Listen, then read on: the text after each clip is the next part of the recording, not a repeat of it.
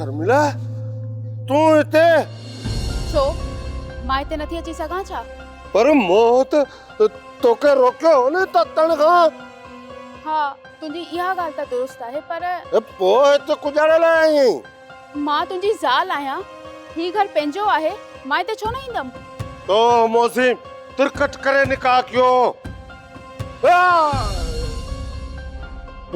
कीअं बि थियो जेको बि हुयो निकाह त हुयो न। वो मुझे मजबूरी हुई। कुछ भी समझ पर आऊं तुंहिंजी निकाह बधी ज़ाल आहियां। पर तू इते किन रहंदी है? आऊं हिते ई रहंदसि तव्हां सां गॾु। ही मुंहिंजो बि घर आहे।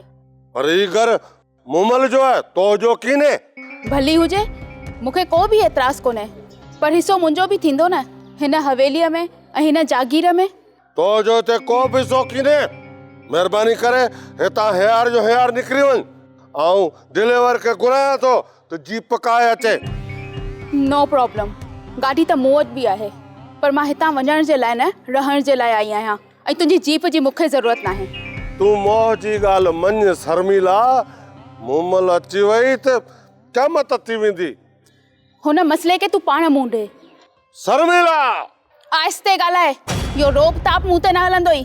ऐं हा कन खोले ॿुधी छॾ त हिन समूरी जाइदाद जो मालिक मुंहिंजो पुटु आहे जेको पढ़ी रहियो आहे ऐं शहर में पंहिंजी मासी वटि रहंदो आहे। ए ऊ मोदो पुटु किने?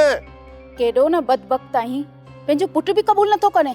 ऊ सोरो पंहिंजे निकाह खां पोइ थियो हुयो ऐं कीअं तो चवीं त हू तुंहिंजो पुटु नाहे? बहरहाल जेको कुझु बि आहे तोखे क़बूल करणो पवंदो, न त ख़बर अथई न त मुंहिंजो नालो बि शर्मिला आहे।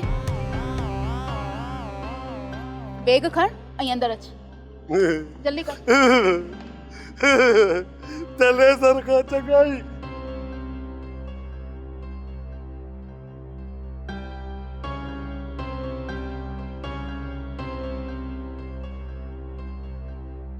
सोप सीरियल सारंग जा तमाम एपिसोड्स ॾिसो HD क्वालिटी में। विजिट करियो असांजो YouTube channel Sindh TV HD drama. Subscribe कयो असांजो official YouTube channel Sindh TV HD drama ऐं वधीक अपडेट लाइ बेल आइकन खे क्लिक करियो।